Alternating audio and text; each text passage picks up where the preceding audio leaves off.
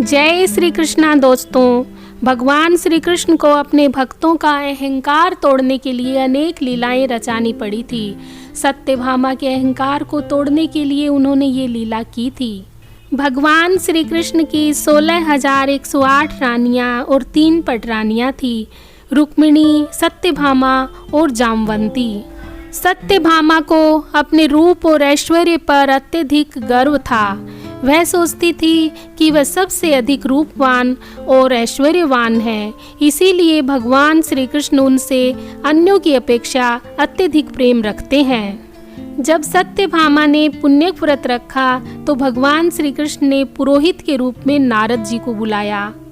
सत्यभामा ने नारद जी से कहा कि देवऋषि, मुझे आशीर्वाद दीजिए कि अगले जन्म में भी भगवान श्री कृष्ण ही मुझे पति रूप में प्राप्त हों।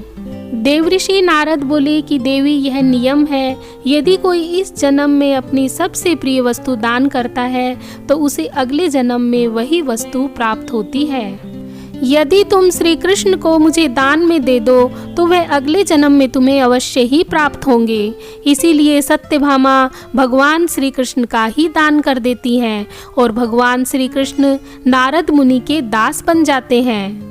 जब देवऋषि नारद भगवान श्री कृष्ण को अपने साथ ले जाने लगते हैं तो तीनों रानियां दुखी हो जाती हैं और देवऋषि से कहती हैं कि ब्राह्मण, आप ये क्या कर रहे हैं?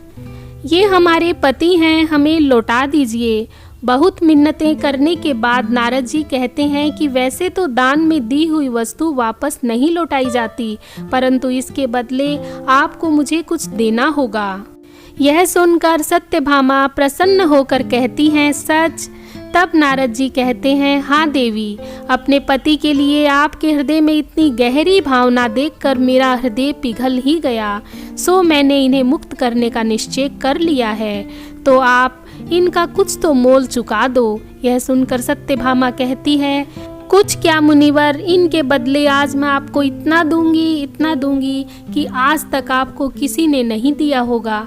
यह सुनकर श्री कृष्ण सत्यभामा को देखते हैं कि हाँ, अभी भी अहंकार बाकी है। सत्यभामा कहती हैं कि ऐसी अमूल्य मणियां हैं, ऐसे ऐसे रत्न हैं और इतना सोना है कि आप समेटते समेटते थक जाएंगे, परंतु सोना खत्म नहीं होगा। यह सुनकर नारद मुनि कहते हैं कि नारायण नारायण, मैं इतने धन का क्या करूँगा देवी? शास्त्र कहता है कि ब्राह्मण को लोभी नहीं होना चाहिए। मैं तो उतना ही लूँगा जितनी शास्त्र में मर्यादा है।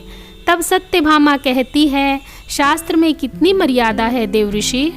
यह सुनकर नारद मुनि कहते हैं कि शास्त्र कहता है कि इस परिस्थिति में इनके यानी श्री कृष्ण के तोल के बराबर कोई भी पदार्थ दे दीजिए, बस प्रायश्चित स्वीकार हो जाएगा। यह सुनकर सत्यभामा कहती हैं, कोई भी पदार्थ अर्थात? तब नारद मुनि कहते हैं, नारायण नारायण, अर्थात कुछ भी देवी, कुछ भी, फल हो, फूल हो, चावल हो, चाहे पत्ते ही हों, देवी जो कुछ भी आप श्रद्धा से इनके तोल के बराबर देंगी वो मैं स्वीकार कर लूँगा। यह सुनकर सत्यभामा गर्वित होकर प्रसन्न हो जाती है और कहती है, धन्यवाद देवऋषि, एक नहीं 100 कृष्ण मैं तोलूं। मैं इनका तुला दान फूल और पत्तों से नहीं, सोने चांदी से करूंगी, माणिक मोतियों से करूंगी।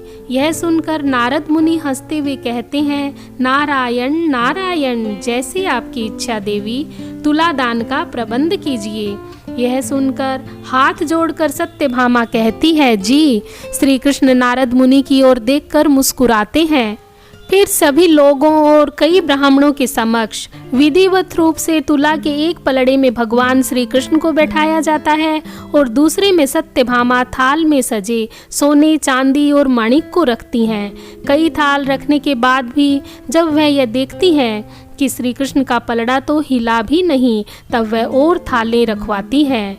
अंत में सत्यभामा का सारा खजाना खाली हो जाता है, परंतु श्री कृष्ण बैठे के बैठे ही रहते हैं।